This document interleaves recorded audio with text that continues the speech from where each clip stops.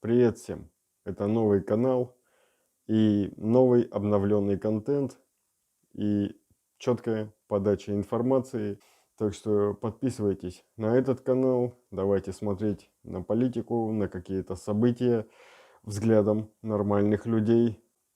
Не нужно также забывать, я вот считаю это очень важным, что есть Афганистан с террористами, которые могут напасть на Туркменистан. Также есть Иран и американские военные на территории Туркменистана, которые в случае войны Америки с Ираном могут начать стрелять, и в ответ на Туркменистан оттуда полетят бомбы, и неизвестно, чем это все закончится. Также еще одна сторона есть, это Россия.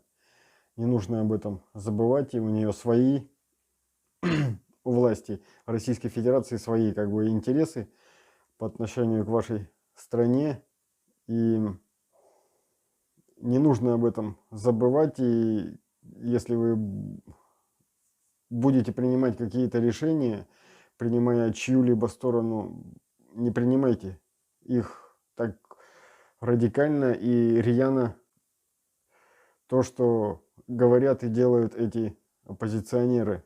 Ну, я думаю, всем ясно, кто они такие уже, и вам нужно освобождаться от них. И я думаю, все-таки сил у вас, дай бог, чтобы хватило.